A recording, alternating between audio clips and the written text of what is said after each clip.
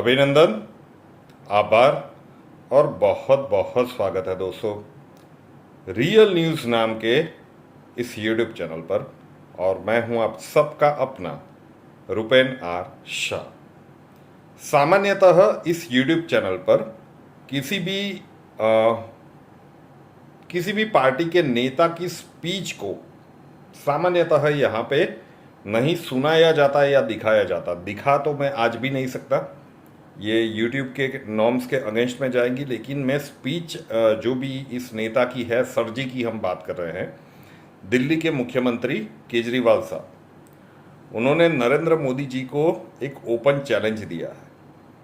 अब अन्ना हजारे के आंदोलन से जिनका प्रागट्य हुआ और सबको पता है कि क्या वो भोला सा मासूम सा चेहरा था और क्या कुछ कहा गया था, बच्चों की कस्में खाई गई थी कि वैगनार में घूमूंगा, 2 कमरे का फ्लैट होगा, उससे मुझे क्या चाहिए, और शीश महल तक बात पहुंच चुकी है।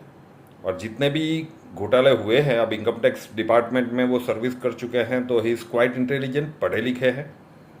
तो कहीं पे भी साइन उन्होंने नहीं किया, और जिन्होंने भी उसे अप्रूव किया था वो मंत्री अभी जेल में है। लेकिन इनको अभी भी लग रहा है कि मतलब वो जेल में मोदी सरकार के थ्रू तो है नहीं, वो सज़ा सुनाई है माननीय सुप्रीम कोर्ट ने। मतलब सुप्रीम कोर्ट भी नरेंद्र मोदी जी की फेवर में ही काम कर रहा है।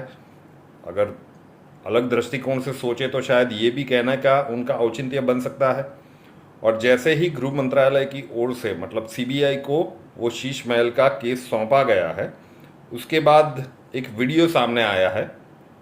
मीडिया के उनके जितने भी मित्र थे उनको बुलाकर उन्होंने ये स्पीच दी है, सुनिए ज़रा।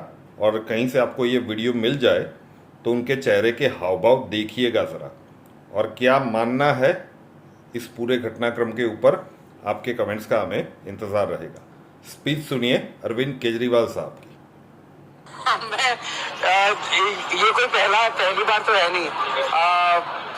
ये दिखाता है कि प्रधानमंत्री जी घबराए हुए हैं और ये उनकी घबराहट दिखाता है। ये पहली इंक्वायरी तो है नहीं, अभी तक 50 से ज्यादा इंक्वायरी करा चुके हैं। कभी कहते हैं कि शराब घोटाला हो गया, कभी कहते हैं कि केजरीवाल ने बस घोटाला कर दिया, कभी कहते हैं कि केजरीवाल ने स्कूल घोटाला कर दिया, कभी कहते हैं केजरीवाल ने सड़कों का घोटाला कर दिया।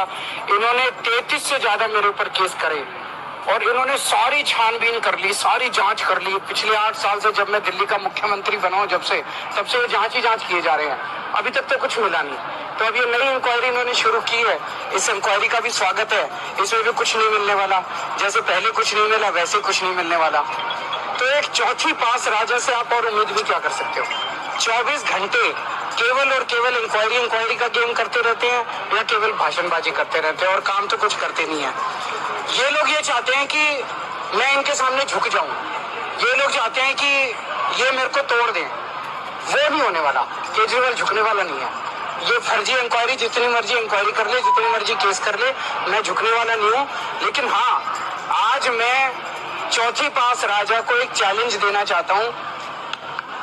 जैसे पिछली इंक्वायरियों में कुछ नहीं निकला, अगर इस इंक्वायरी में भी कुछ नहीं निकलेगा तो क्या आप इस्तीफा दोगे झूठी इंक्वायरियां कराने के जुर्म में?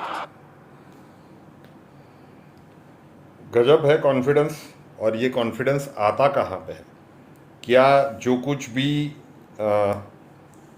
घटनाक्रम हुआ था वो वीडियो भी सामने आया था, और वो सीसीटीवी का अगर वीडियो सामने नहीं आता तो बहुत कुछ चीज़ें वहाँ से गायब हो जाती। कुछ महीनों पहले की बात है, लेकिन इतने कॉन्फिडेंस से कह रहे हैं कि कुछ नहीं मिलने वाला है। अब फूंक फूंक के सरकार कदम रख रही है कि जब आप सिटिंग चीफ मिनिस्टर को बुलाते हैं सीबीआई इंक्वायरी के लिए, जहाँ तक कानूनी जानकारों की हमने बातचीत की तो उन्होंने कहा कि अभी तो केजरीवाल साहब को नहीं बुलाएंगे, अभी तो पहले वो पीडब्ल्यूडी के जो भी इंजीनियर्स थे जिनके द्वारा ये हुआ है वहाँ से शुरुआत होगी। लेकिन जब भी ये वीडियो देखिए तो इनके हाव भाव देखिएगा, अभी भी अटैक करने से बच नहीं रहे हैं। शायद हम और आप कहीं पे भी इस किसी भी प्रकार की त्रुटि में सम्मिलित होते हैं तो चेहरों के ऊपर वो एक ग्लानि का भाव होता है। लेकिन शायद राजकारण की यही गरिमा रह गई है कि बिंदास इस प्रकार के वक्तव्य आ रहे हैं जब इतने सारे आरोप लगे हैं और इतने इनके मंत्री 2 मंत्री जेल में है, लेकिन फिर भी ये कट्टर ईमानदार है और यही ये फिर से एक बार प्रस्थापित करने की कोशिश कर रहे हैं। सुनाना ज़रूरी था क्योंकि ये वेरी रिसेंट उन्होंने दिया हुआ पब्लिक इंटरव्यू है, मतलब मीडिया वालों को बुलाकर उन्होंने स्पीच दी थी और इस प्रकार का एक दाव खेलने की कोशिश की है। क्या सच में उन्होंने वो सारे प्लानिंग कर दिए हैं कि नहीं मिलेगा, अभी आने वाला समय ही बताएगा। एस्ट्रोलॉजिकल यूट्यूब चैनल पर भी जो प्रेडिक्शन की गई थी जब वो दूसरी बार मुख्यमंत्री बने थे तब से लेकर किस प्रकार का घटनाक्रम बनता।